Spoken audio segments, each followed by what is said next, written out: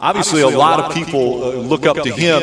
A lot of people right now are looking up to these athletes that are getting ready to start this event. Absolutely, and it is interesting, you know, that you say about Jimmie Johnson being an avid triathlete, because I've found that there are so many motorsport superstars that do triathlon in their off time or their off season, and they are very, very good at it. You know, you've got Jenson Button for one. I know that, you know, when he was racing Formula One, he was a fantastic triathlete himself, and it seems to be a sport that just goes hand in hand with motor racing. Yeah, this is a great venue too. We're not just talking about NASCAR events or with Challenge North America utilizing these racetracks for triathlon.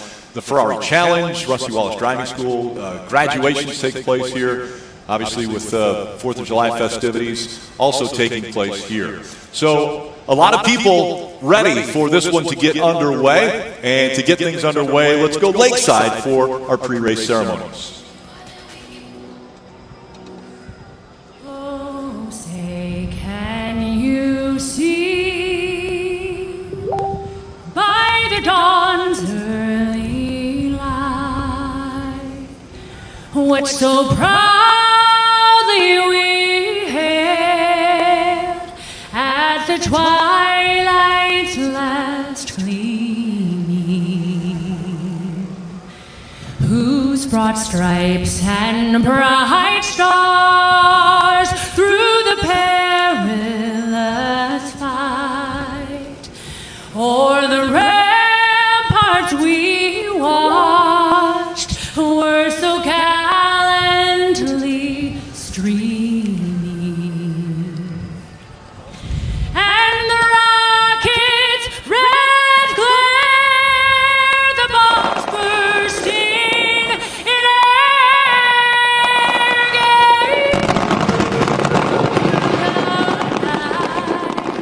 that our flag was still there. Oh, say does that star-spangled banner yet wave o'er the land of the brave?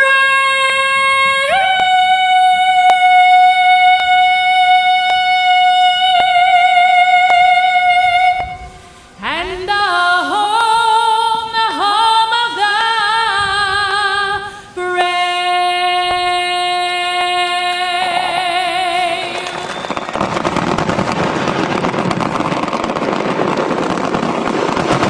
And now, Belinda, how much of the nervous anticipation is happening? You've got the fireworks in the background. The women are going to get into the water, get ready for, they'll be treading water as they get ready for this start. Well, I don't know if you just saw then Leslie Smith in the black cap. It almost looked like she had a tear in her eye, because for some of these women, it's been a long, long time since their last race. And I'll be honest, I have goosebumps. I have goosebumps.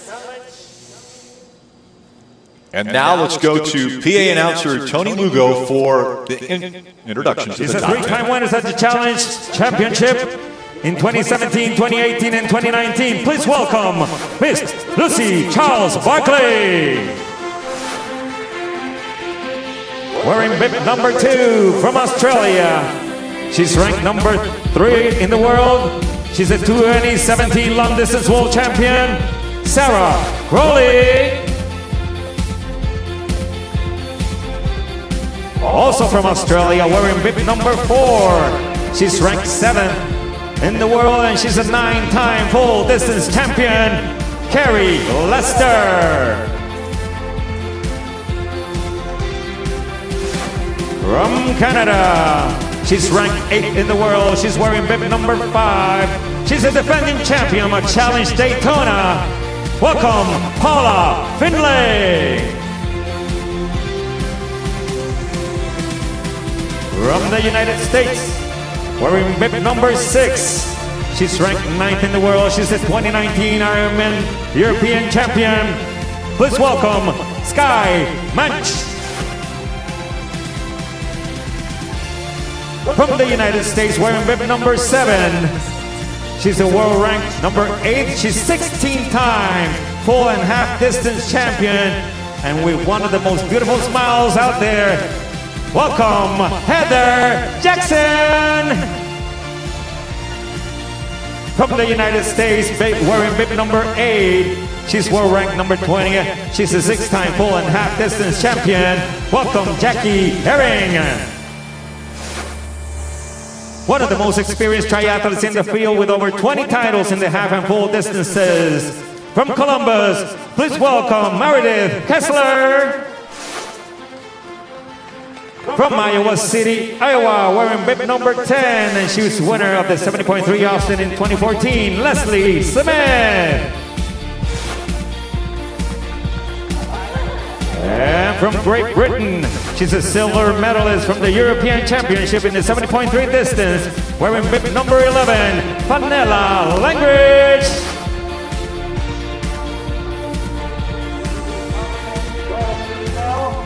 They'll be entering the water soon. Now the rest of the field can come down.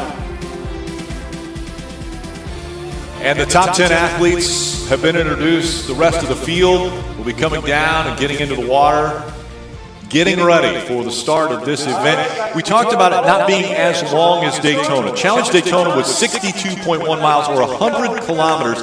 This race, Challenge Miami, is 50.5 miles or 81.2 kilometers, so a little bit shorter. It's obviously longer than the Olympic distance, which is about 32 miles, and shorter than that half distance, which is the 70.3 miles. Yeah, it's going to be very, very interesting. And as we said, it's definitely going to be an advantage to our shorter course athletes as we cross down to Greg Bennett, who's down on the ground. Thanks, Belinda. I just want to point out that I'm down here, and there's only about 150 metres to the first buoy. So we expect a little bit of rough and tumble probably around that first buoy turn coming up. Back to you guys. My friend Calvin Fish would say there's going to be some argy-bargy taking place there at the start of this race. There most definitely will be some argy-bargy. And it's time for the cannon. This is the last you'll hear from me. Next you'll hear from the starter. Clear.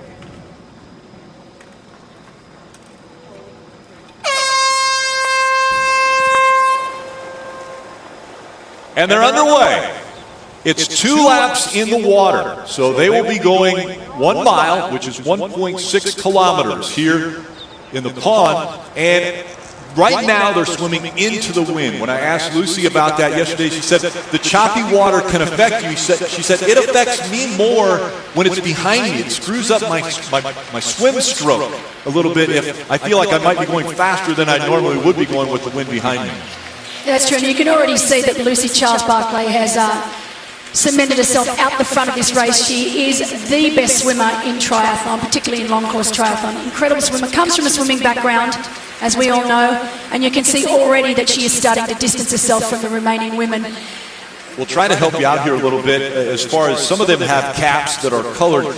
Lucy Charles-Barclay has a silver cap on right now. She's going to be out front. In powder blue is Sarah Crowley.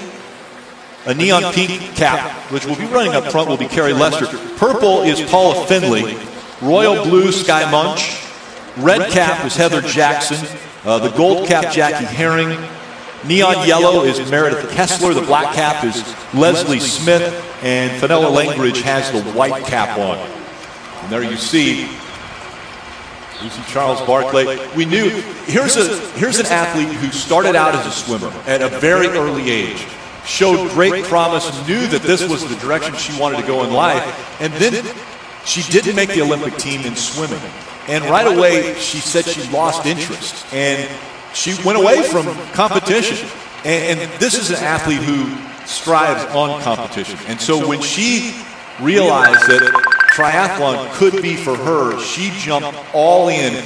But she is a great swimmer, and everyone respects her abilities in the water. Oh, no, absolutely. And her rise to fame in triathlon has been, I mean, don't get me wrong, she's worked incredibly hard, but it's been very, very quick. She really has found, as you see, did you all see how she took that turn? Because this is a very, very sharp turn. You don't often see in triathlon that they would have a hairpin turn like this in the water. Normally they would go across to another buoy and then make the turn. And if you actually saw Lucy Charles then, just showing the professional that she is. She did one stroke over on her back and then rolled back onto her stomach again. Absolute tactician, perfectly done, technically done to perfection.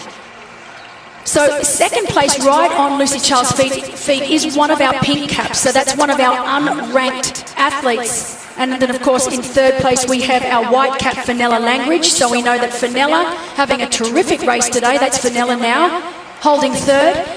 My guess, and it is just a guess, holding Lucy Charles' feet, we do know that there are two very, very accomplished short course athletes in the field.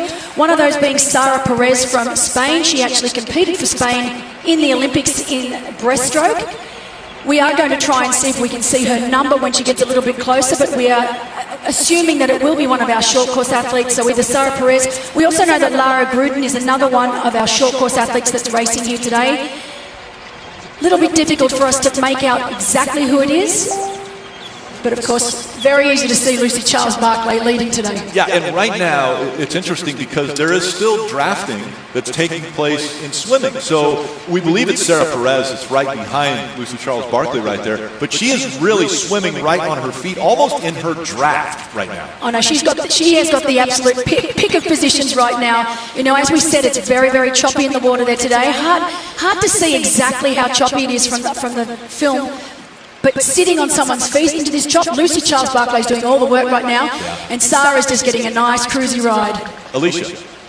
Yeah, I'm down here next to these ladies just absolutely flying through the water. They're swimming downwind, so they're moving really quickly. And that is Perez on Lucy Charles Barclay's feet. And really interestingly, it was cool that you mentioned the buoy rounding technique. That is what popped our third place athlete, was just not getting around that buoy smoothly. So swimming in a triathlon is so much more than just being fit. There is absolutely a technique to getting around these buoys quickly, and Lucy is putting on a clinic. Well, look at Fenella right now. Fenella Langridge, the white cap. She's actually kind of off course because she doesn't have the ability like Sara Perez has right now to be on the feet of Lucy Charles Barclay. So she had to swim a little bit further because of the line that she took. And to be honest, she's in the worst position possible, what we call no man's land. You know, she's not up on the feet of those first two, but she's going to have to wait a little while before those next two catch her up. And it would be to her advantage to be in a group, particularly because we said it is quite rough in the water there today. But yeah, Lucy Charles, I mean, what a tactician and what a technician. You know, she's just incredible. And yeah, I expect this lead to just get bigger and bigger over the next lap and a half. It's been all about training for Lucy Charles Barclay over the last 15 months. Her last competition was Challenge Daytona 2019. She said that throughout the winter, and because of COVID, she hasn't had a place to swim. The pools have been closed, and so for her to train, she's had to go to adventure training to make sure that she is staying in shape. And Greg, this field continues to spread out. Are you surprised by that early on? Rick, I have never seen a field split as much as I've just witnessed in triathlon. I've been watching the sport for 30 years. It is absolutely single file already. They're only just over halfway through the first lap. I did notice that I put a clock on it that Lucy Charles Barclay was already about 20 seconds in front of Paula Finley. But the field working as hard as Lucy. Can she take a little bit more of that energy and save it up for later on in this triathlon? Oh, absolutely. It is a huge energy saver to be sitting on someone's feet. Lucy is doing all the work right now, and Sara is just sitting pretty. Don't get me wrong. I say that like it's easy to sit on Lucy Charles's feet, but believe me, I would be able to last maybe half a second on Lucy Charles's feet. So that just shows you the caliber swimmer she is and the caliber swimmer that Sara is. But you are dead right. Sara's in the box seat right now because she is definitely getting the easiest swim of the two. And just a few more feet, a few more meters before they come out of the water. Down there on the beach is Alicia. Yeah, I'm watching Lucy just look as flawless as she did 10 seconds into the swim.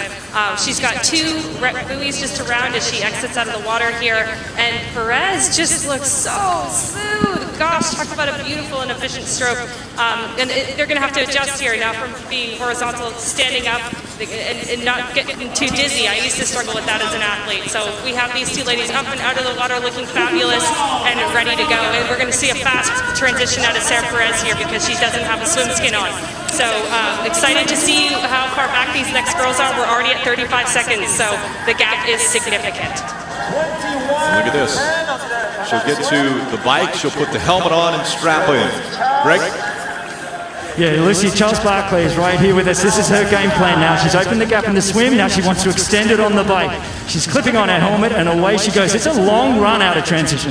But if you look down transition, you'll already see that Sarah Perez is already out in front and will mount the bike in front of Lucy Charles Barclay.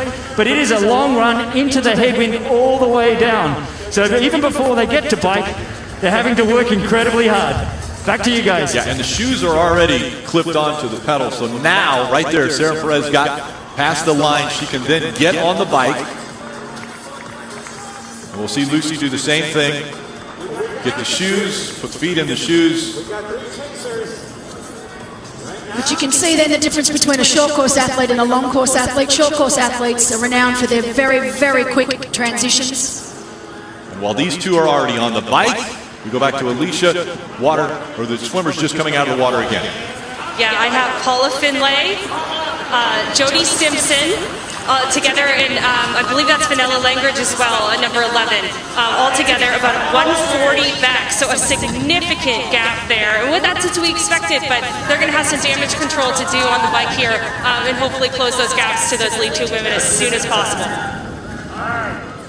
Challenge Daytona winner, Paula Finlay, going to her bike. The difference between Sarah Perez and Lucy Charles Barclay when they exited T1 was 10 seconds. So Perez with a 10-second lead over Barclay.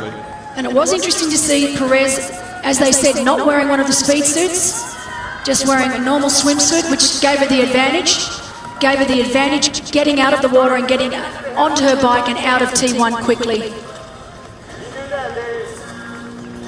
The long run before you can get on the bike. The athletes are told to make sure their helmet's strapped on, and you see here the struggle. Looks like trying to get the visor. It was the visor. It was a visor. Yep. And that's Vanilla Langridge just having problems putting her visor down on her time trial helmet. As we see Meredith Kessler, great swim from Meredith Kessler. She's such a superstar, this woman. As I said, one of the best, greatest ambassadors for the sport, for women in the sport. As we go down to Greg. Meredith Kessler is on her way. She's had to do the whole swim on her own, but she can see the women in front of her. They're still in her sights, and with her ability on the bike, she had a great transition then. She's running to the end, and she can see them. So I think we might see Meredith Kessler really try and put her head down and chase those women in front of her. Of course, Meredith Kessler, we know that she's got little Mac, young Mac. Meredith came across to Miami on her own this time. Normally she does travel with family, but opted this time just to come alone. Just logistically a lot easier. And now we're seeing another group coming out of the water, Alicia. I just watched a lot of our bike run favorites just exit the water, about 3:30 down from Lucy Charles. Honestly, that's a pretty good swim for that group of women. They worked really efficiently together, but again, they are going to have so much work to do on this windy, technical bike course to play catch up. But it's good to see them all together. They'll be able to work together and share some of the pace making. Again, it'll be 17 laps once they get on the bike, and it's the road course. So no longer like we saw at Challenge Daytona 3 months ago where they were on the oval. This is on the road course. So there will be times when they have to slow down, maybe even use brakes to get through some of the turns here. There are 4 very sharp turns on this road course as we see more cyclists getting on. Greg. Yes, I just watched Lisa Becquerez just then have all sorts of trouble getting her helmet on, the long hair with the ponytail, trying to get it into the back. She got a little frustrated. She's still amongst that group. That was probably the only real group we have in this race. Otherwise, it's splintered completely. But there was 9 women there, and it did get a little congested here in transition as they tried to get past each other and wheel their bikes out. Back to you guys. Getting up to speed. There's one of the turns that the first one that they come out of transition that they have to deal with. Then they'll have the wind behind them where they'll go back down by the water. So we see Sarah Perez still leading out in front of Lucy Charles Barclay. These athletes will stay on the road course. They won't get out onto the actual oval.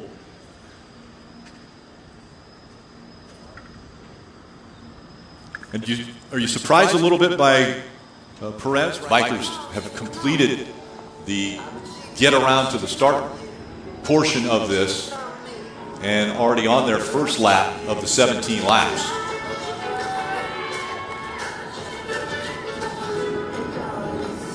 And it's a spectacular day here in Miami. How strained are their legs? Oh. They just got out of the swim. How strained are their legs when they get on the bike? Actually, really good point. We mentioned how it is a non-wetsuit swim. Obviously, wearing a wetsuit is a huge advantage because you don't have to kick as much. All right, the buoyancy you get from the wetsuit helps keep you on top of the water, so your kick isn't as important. When you take that wetsuit away, you need to bring in that kick to keep yourself buoyant as well as propelling you forward. So, getting onto the bike, these women would have used their legs a lot more than what they would have if it had been a wetsuit legal swim. So yeah, it hurts. So they're already a little behind the 8 ball going into the bike. Couple in the wind that they're going to be experiencing now for 17 laps. I mean, we're going to have some tired legs. Tona with Anne Howard, when she got her penalty, was still able to run herself up into second place. I just mentioned Sky Munchin saying, hey, ask my husband, what the interesting quirk is. Well, Lucy Charles Barclay, very proud of her husband, Reese Barclay, and he is going to be competing this afternoon at 3:15 when the men get into the water. Here's what Lucy had to say about her husband. It's brilliant that we both race professionally. I think I don't really know how many kind of athlete relationships can work if you're both not doing it. It definitely helps when we both have the same plan, we both understand what it feels like to be that tired and grumpy after you've done that much training, so that definitely helps a lot. I've kind of seen Reese make massive gains over last year, so it was really difficult for him to not race. I was kind of more comfortable with maybe not racing because I've obviously had some good results. People kind of know who I am. I'm more established in the sport, but Reese is still waiting for that opportunity to show the triathlon world what he's all about. So I kind of get to see that day to day where I'm clinging on and struggling to keep up with him across swim, bike and run, and he's definitely making more and more gains, that struggle is getting even harder to hang on to his toes. So yeah, it's just really exciting. Neither of us have toed the line since Daytona 2019, so we're both itching to race, and once we saw the opportunity to race this early on, we kind of just jumped at the chance to be on the start line.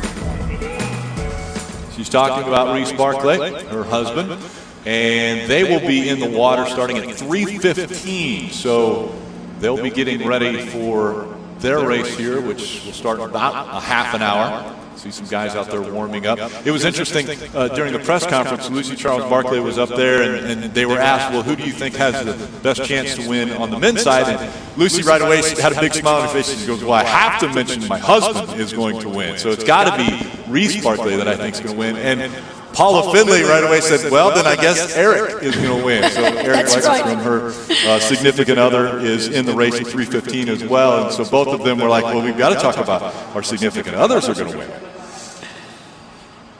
And of course, Reese only recently turned pro. Last year was supposed to be his first full year as a professional athlete, but of course, COVID struck us all. So this is his first year of actually racing as a professional triathlete full-time. So I'm sure he's itching to get out there.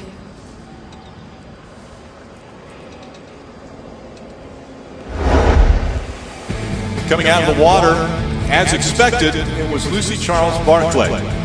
We knew she was going to be strong. We weren't sure that Sarah Perez was going to be as strong as she showed, and she ran right by Lucy and took over the top spot out of T1. At a transition, you see Sarah with the lead, Lucy close behind. Those were the first two out and on the bike. They switched back and forth as far as who was up front. You see on lap 5, Lucy Charles Barclay goes by Sarah Perez. Looks as though she's going to once again dictate the pace of the race. Paula Findlay makes the pass and moves up into the top 3, looking for a podium finish. But the biggest news was when Lucy Charles Barclay gets penalized, and I had mentioned earlier that it was passing of Sarah Perez. It was actually passing the lady in the black helmet.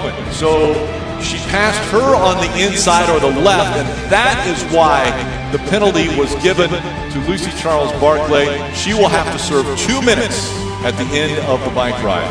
You see Sarah Perez taking the lead back again. Now it is 10 seconds that separate the top two. Sarah Perez in front of Lucy Charles Barclay.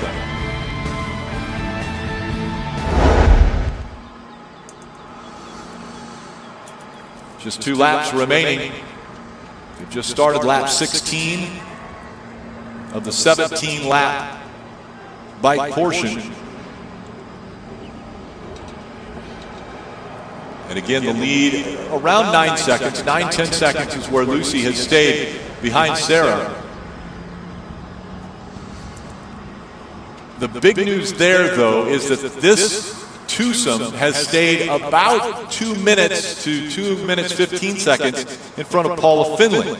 The reason that's big is because there will be a 2-minute penalty for Lucy. Now, Sarah obviously doesn't have to worry about any penalties. She has gone through this bike portion without a penalty, and so up to this point it will be Lucy that will have to wait the 2 minutes, which will close that gap that Paula Findlay has now about 2 minutes 17 seconds is behind Lucy, so that gap will go away at the end of T2. But can Sarah stay in front of Paula and Lucy once they are running potentially together for the 7 laps that they'll be on the track? And this is going to be the big question. And, you know, following Sarah on Instagram, and she's definitely very, very nervous going into this race, as you would expect. I mean, never done this distance before, never raced these women before, coming from a short course background, hasn't had a lot of racing opportunities because of last year and because of COVID. But one thing I like is that she's very good friends with Pablo Depina. We all know who Pablo Depina is. He had that fantastic race 2019 with Lionel Sanders. Pablo Depina, of course, missed the PTO Champs last year due to injury, but he is a very, very accomplished athlete and a very, very fast runner. And Pablo has taken Sarah under his wing, so to speak, since they've been here in Miami, and he's been doing quite a few of the pre-race training sessions with Sarah. He's been helping her out a lot. So Sarah's in very, very good hands. As I said, Pablo, very, very experienced. He would have given her some great notes, particularly when it comes to this distance. So I'm really, really interested to see how Sarah goes on this run. We know she's not renowned for her running, even over the shorter distance. I think we saw that she's about a 38-minute runner over 10 kilometres, which is not a bad run time, but it's certainly not a superior runner's time, so to speak. So it will be interesting to see how she fares over what's essentially 17 kilometres, 10 and a half miles. It is a long run. But for the rest of these athletes on here, it's a reasonably short run. So yeah, it could come down to the wire. I hope it comes down to the wire. Exactly. Saw Sarah sit up there. Lucy sit up there as she was getting ready to make the turn. Still chasing after Sarah. That gap is 6 seconds. They'll be coming up on the final lap of the bike. Down the backstretch they go here at Homestead. And it is interesting to look that next group of Finlay, Stimson and Langridge, you know, it has creeped up ever so slightly, so we're around the 216 to 235 back. And then, of course, our next group with some very, very strong runners at around just sub 4 minutes. That includes Lisa Backrus, Sky Munch. But just to give you an idea of Sarah Perez running around a 38-minute 10K, the likes of Jodie Stimpson's around a 35-minute 10K, so that just shows you the difference in speed there. What are we seeing here? She's into the wind. Looks like, is she struggling with something on the bike right now? I'm not sure, but yeah, she's definitely... Does she have an issue with the bike? It could be. And here comes Lucy. Lucy's taking advantage of this. I'm not sure if it's a flat tire or if there's a problem with her gears, but yeah, there's something going on. Something happening there with Sarah, and Lucy goes right by. So Lucy back up in front, and Sarah still struggling with the bike. Something is wrong. It almost looks like she can't change gears because she's got such a fast cadence, but it might have only been something temporary. She looks pretty good again now. Taking a drink. She reached down and was rubbing her right thigh, potentially cramping up.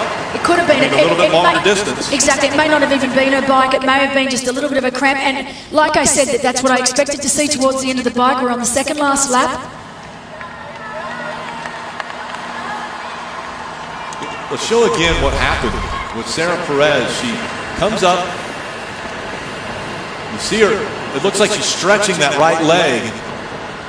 It actually looks like her adductors, and that is a common problem, especially in the latter stages of the bike ride. When you've been down in that aero position for so long, your adductors are just absolutely screaming. Alicia, what do you think it is?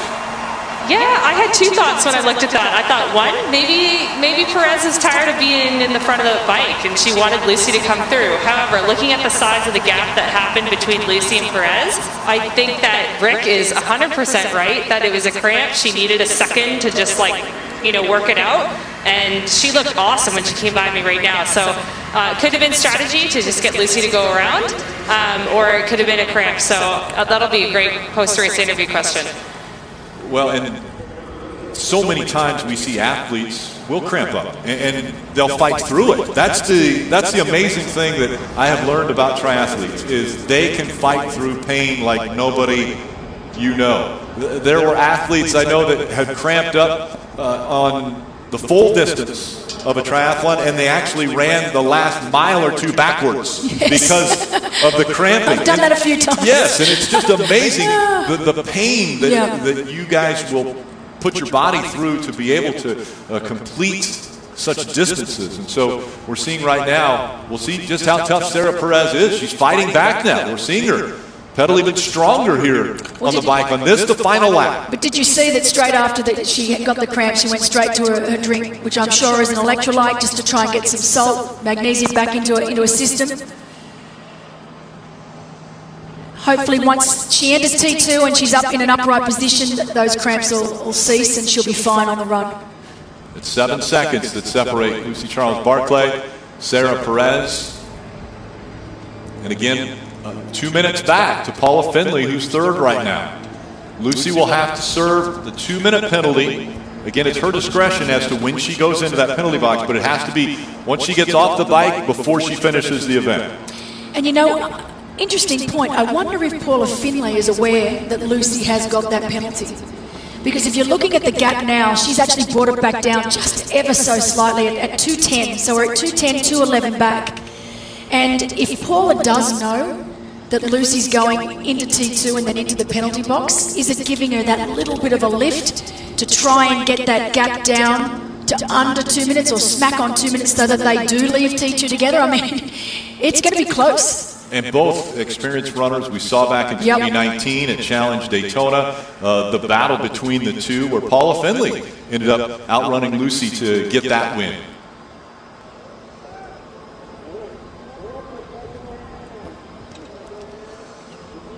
The final lap, Lucy will be working her way through the turns here. She'll come back out onto the backstretch for the final time, fighting that wind for the final time on the bike. Now you can see that gap has opened up between herself and Perez. I think Perez is playing a very smart game here. She's not pushing it too much. She doesn't want to bring on a cramp again and just trying to pace herself into T2. The other thing is going to be, can Sarah Perez run by herself and set a pace by herself out front? Because if Lucy does decide to go right into the penalty box after T2, Sarah's going to be out in front by 2 minutes over the competition. And that's difficult to do, go out and run by yourself and set that pace. Yeah, particularly when she's in unknown territory. But it's also a nice position to be in because it gives you an opportunity to run at your pace not being dictated by anyone else, only by yourself. It gives her time to because often when you get off the bike, we talk about it as being jelly legs. It's an awful feeling when you've been riding down in the aero bars for such a long amount of time. All of a sudden you want to stand up, your hip flexors are screaming at you, and she's in a perfect position to just take her time for that first 1 kilometre or for that first mile, just to get into her own rhythm and then start to really push her pace herself without having the pressure of any athletes around her. So in actual fact, she's in the box seat right now. There's 1 and 2, the difference between the two. They'll go through this access road. The wind is now on their right side. It'll be behind them as they get ready to enter T2, going from the bike to the run. And right here, are they unclipping their shoes from the bike? How do you prepare as you get ready to get into T2? You actually leave the shoes on the bike. What they'll do is they've got... Right there? You'll see Lucy doing it now. Unstrap, foot on top of the shoe. We'll do the same with the other.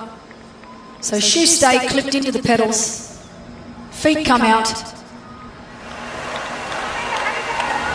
Socks, when you put your socks on? Socks go on. Well, some of these women will actually run without socks. Some will choose to put them on. Socks go on T2. You hear the fans here cheering for Lucy as she's coming up on T2, and Sarah right behind her.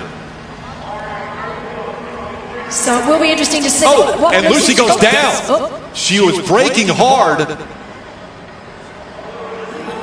Lucy goes down just at the entrance to T2. Gave a little wave to the crowd. Alicia. Yeah, I just saw Lucy go down.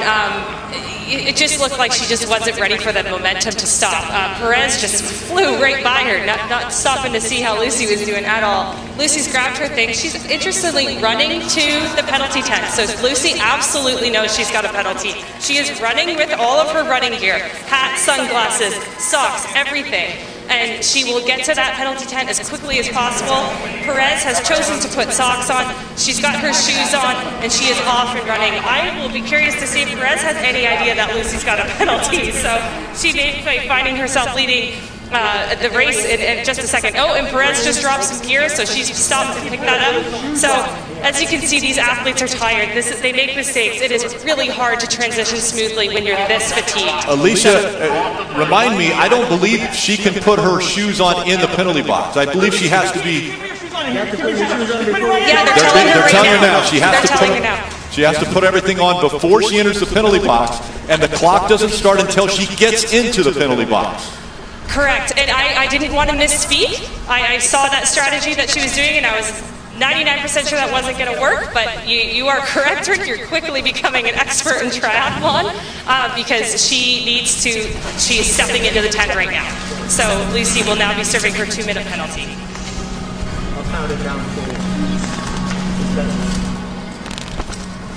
And I'm just heading that way now. She doesn't look too shaken by it. What are you guys seeing? I'm still a little ways away. Well, it's her first competition in 15 months. How long is it? 2 minutes, right? 2 minutes.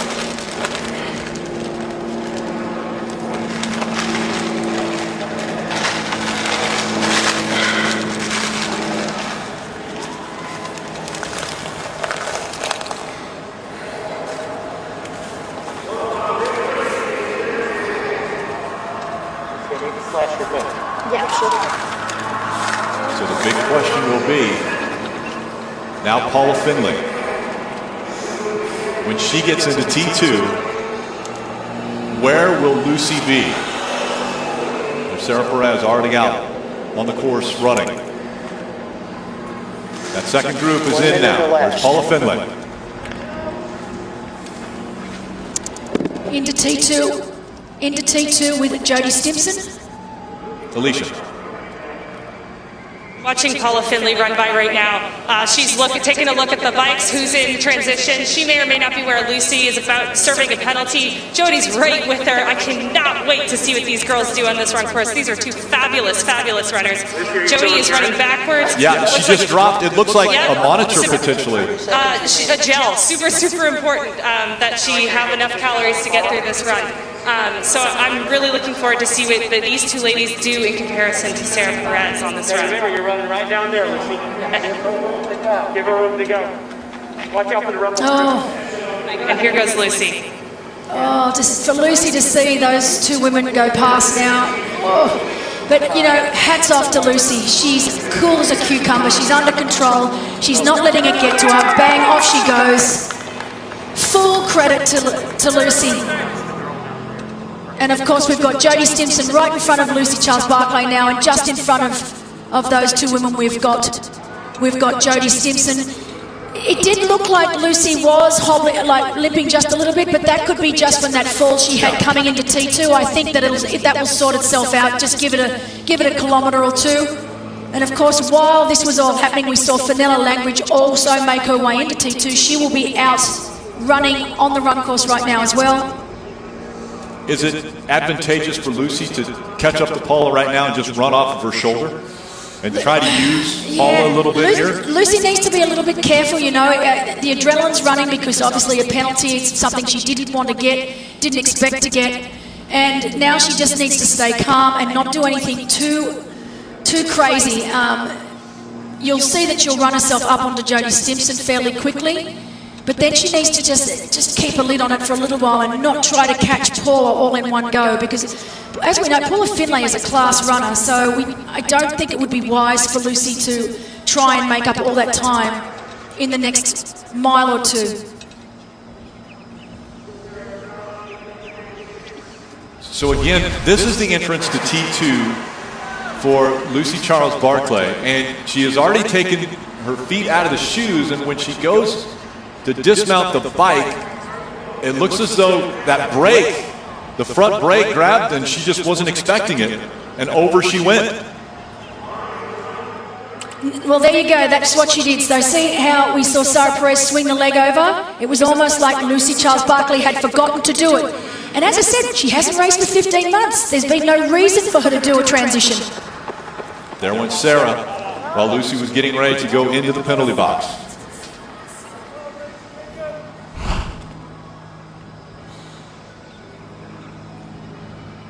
Lucy grabbing a little nutrition there. Alicia. Yeah, I'm here in T2 still, watching some of the second and third chase packs come through. Jackie Herring looked fantastic, along with Sarah Crowley, Alyssa Dela, Meredith Kessler just running by me, looking really good. I think this bike course, even though it was technical and they had the opportunity to get out of their aero position, way different than what we saw in Daytona. There is still definitely cramping going on. I'm seeing a lot of women choose to sit down and put their shoes on because you can cramp when you're bent over in that position. So everyone looks really good heading out, but tired, wind-blown faces. So they're fatigued. This course is getting to them. Alicia, it's 40 miles already that they have raced. The mile in the water, then 39 miles on the bike. Now, 10.5 miles in front of them, or 16.9 kilometers. Wow.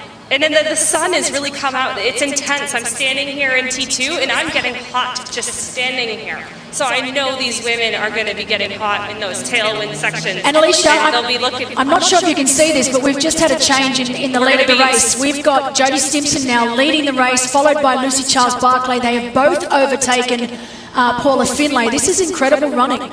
Sarah Perez is still out in front of us. This is just the three girls.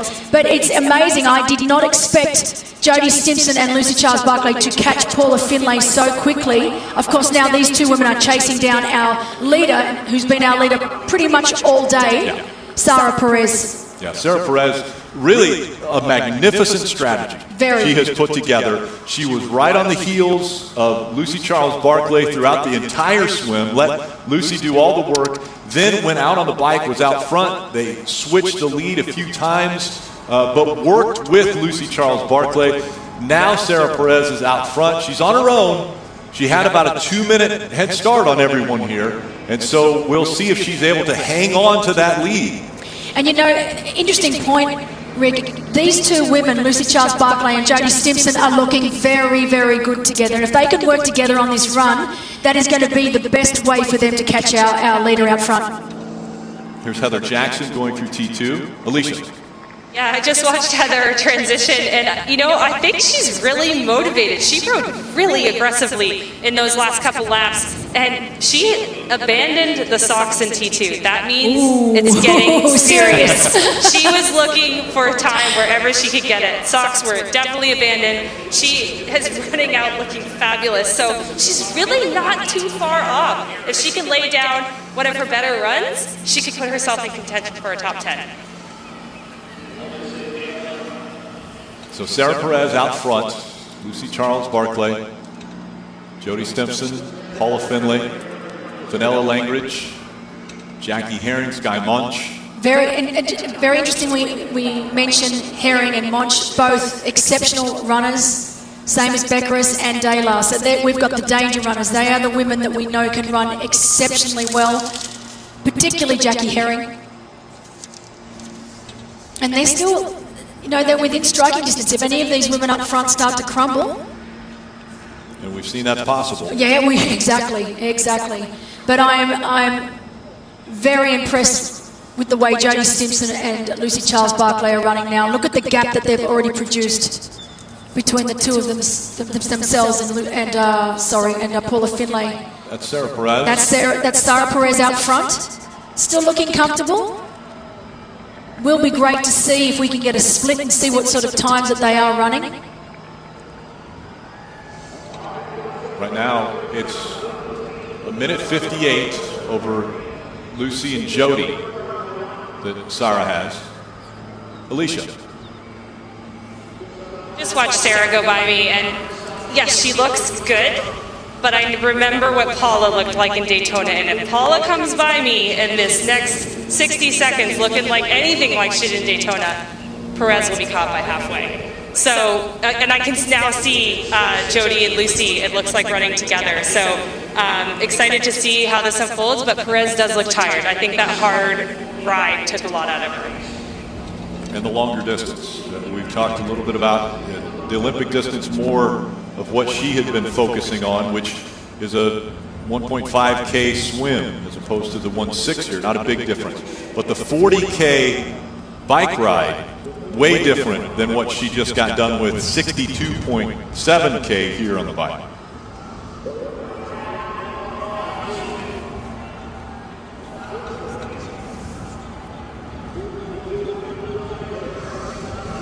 See, 2 hours and 7 minutes in for the women. There's Jan Frodeno. Pablo DePina looking like she's struggling and moving backwards. It'll be interesting to see how many of those women are able to catch Paula, our early leader.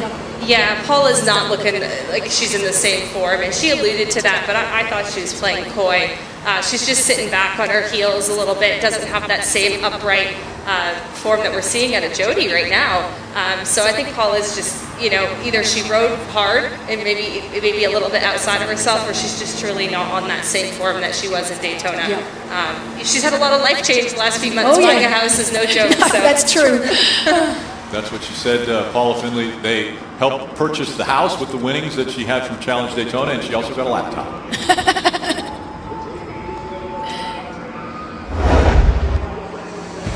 Coming into T2 for the women, and Lucy Charles Barclay, the front brake a little bit too much there, goes over the handlebars, then had to go to the penalty box. Before she got into the penalty box, had to put on the socks and shoes. 2 minutes in there, and she was released. She was able to try to catch up to, at the time, Jody Stimpson, but then Jody pulled away and actually went by Sarah Perez for the lead, and Jody Stimpson hasn't looked back. She has been dominant. Lucy has fallen back to second. She's about a minute behind race leader Jody Stimpson.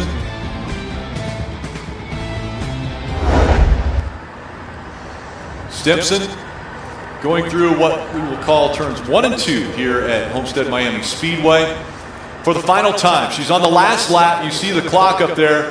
They have been putting every ounce of effort into this event for 2 hours and 54 minutes already and counting. And this is her final lap that she is putting down. There's Lucy Charles Barclay, currently second, a minute 13 back. And hats off to Lucy Charles Barclay for keeping her cool keeping it under control. We have to remember she hasn't raced for a full 15 months, so this is not a bad start to 2021. Yeah, the 2-minute penalty definitely hurt Lucy Charles Barclay. When you do the math, obviously she's still up front if she doesn't have that penalty, but she did serve it, and now a minute 13 back. Again, we'll remind you, the athletes were told you have to pass to the right. It doesn't matter who the athlete is, you have to pass to the right. Lucy Charles Barclay actually passed to the woman with the black helmet. To the left, they posted it, and then she had to serve that penalty, 2 minutes. Again, coming into the transition 2 over the handlebars. That was Sarah Perez going by. After the penalty was served, she was back out on track. And now running in that second spot. And you saw when Lucy first started the run, she definitely had a limp from that fall, but you can see now that limp is gone and she's running nice and smoothly again. I'm just glad that limp didn't stay. Well, and you have to remind everyone, we just saw Lucy Charles Barclay there running a 6:07 pace. We know that Jody Stimpson's running under 6-minute mile pace. That's under 6-minute mile pace for 10.5 miles that they're keeping this pace up. And that's after swimming a mile and biking or cycling for 39 miles. And this is what we're seeing out of Jody Stimpson. What a performance. Really, it's been 5 years since we've seen Jody Stimpson really shine and be on the top of a podium. It was Abu Dhabi back in 2016. Exactly, yep. She definitely looks under control, and her form has not slipped at all. Normally towards the latter stages of the run, you know, you start to sink in your hips, you get very flat-footed, but Jody's still up nice and high, fantastic cadence. Yeah, looks so strong, strides long. This is the final time down the backstretch here. What a performance she has put out. Great that her mother is here to enjoy this with her. It's the best part. It really is. As I said, it's going to be a very emotional time for the both of them on the finish line. In fact, I just got a text from the CEO of Challenge North America, Bill Christie, who said he thinks he might shed a tear or two on the finish line as well. I can understand it. And he'll be down there to congratulate Jody when she crosses the line. The 32-year-old from Great Britain has put on a phenomenal performance today. Again, coming out of the water 4th. After the bike, it was 7th, but she has run her way up to the lead. Talk about the bike, Jan Frodeno still up front. Frodo, it's easier to call him that. But we do know that Starkey, so Andrew Starkowitz and Magnus Ditleff, our two powerhouses on the bike, are catching that front group. They are now only 10 seconds back from that lead group. With more on the men, Greg. Yeah, guys, I've been just chasing these guys around, and honestly, they're absolutely flying. Like I said, they're holding well up to high 30s on this main straight. Interesting thing, Tim O'Donnell just had a baby boy a month ago, and we think of the guy in third, Ben Canute, my underdog, as you guys well know. He also just had a baby a couple of months ago. So these guys I think they're just all fired up because they've had kids. They're just on fire. And you've got to think of Jan Frodeno. He has two kids himself, a 5 and a 3-year-old. So the dads are out front, you guys. Impressive run. Tim O'Donnell up here, Ben Canute, as you mentioned, Rudy Von Berg, Castellan, Starkey, all in the top 6, chasing after who we thought they would be chasing after, Jan Frodeno.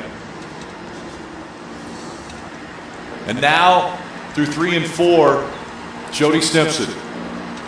She's already starting to glance to the left to see that finish line and that tunnel of flags that she'll be running through, ready to break the tape. Finishing up 50.5 miles of competition.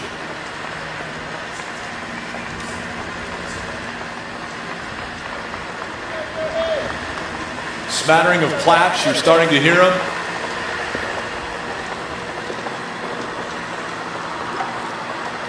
bikes on the inside going by.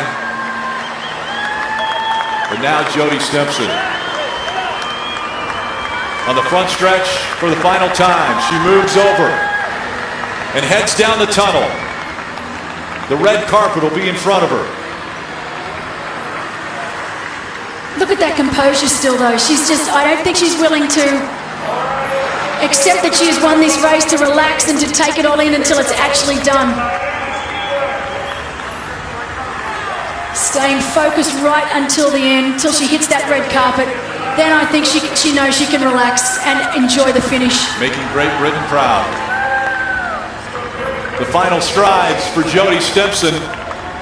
Probably trying to hold back the emotions. Her father not able to be with her here, but looking down and proud of his daughter. Jody Stimpson wins Challenge Miami. What an incredible race from Jody. I'm so happy for her. Yeah, you see the emotion. Phenomenal job. A Betsy race out there on the run, taking advantage when she had to. And then Now slowly, steadily, She knows what she's just The accomplished. crown new champion of the See you, inaugural Bill Challenge Christie. Miami. Thank you. Congratulations, I'm so proud of you. Thank you. So proud of you, congratulations. A water, a mask for you. Thank you. Congratulations. A lot of people are waiting to talk to you. Congratulations, that's race. Coming home second, Lucy Charles Barclay, 15 months off from competition. A penalty in the bike, a tumble at T2, but an impressive performance for the number 2 ranked triathlete in the world. Lucy Charles Barclay will come across the finish line in second here in Challenge Miami. I love how Lucy kept her composure all day long, even when things were going wrong. True professional. Fantastic comeback race for Lucy. Put this on you to have watched that spectacular recovery, that unbelievable crash. I'm so proud of you. Oh, amazing, Jody. That's Oh, and we can Chairman. see Jackie Herring here. Look at Jackie Herring has just overtaken Oh yes. Perez. Wow. Wow, that was right at the end. What a run. Incredible run by Jackie Herring. So he's just managed to overtake Sarah Perez. You see Sarah trying to kick to finish it out. But third place looks like it will go to Jackie Herring. Jackie will be so happy with that race. She was not happy with her race in Daytona. This is a huge turnaround here today in Miami. Well done, Jackie. And let's give credit to our early leader. She led for most of the day. What an incredible race from this young woman. First time over this distance. Wow. Big future ahead. Sarah Perez, an impressive performance.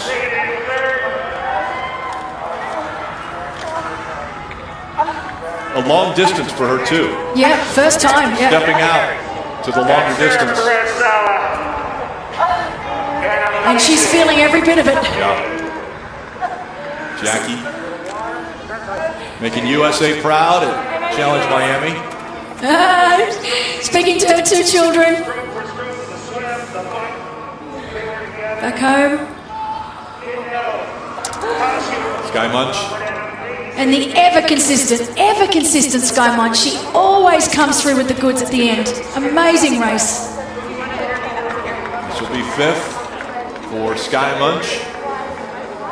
Melissa Dela back in 6th behind her. And of course, Sky Munch was 6th in Daytona, 5th here today in Miami. Pretty good 2 events back to back like that. Absolutely, 3 months fantastic. separated. Yep, fantastic.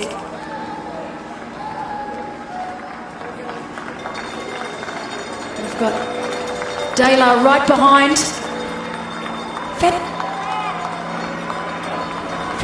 Fantastic racing by these women here today. Super close racing. across the line for Sky Munch.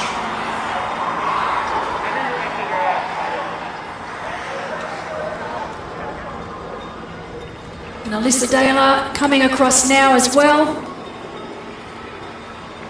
One of the underdog picks, Alyssa Dela, will come home sixth here at Challenge Miami. Let's talk to Jody Stimson. She's with Alicia.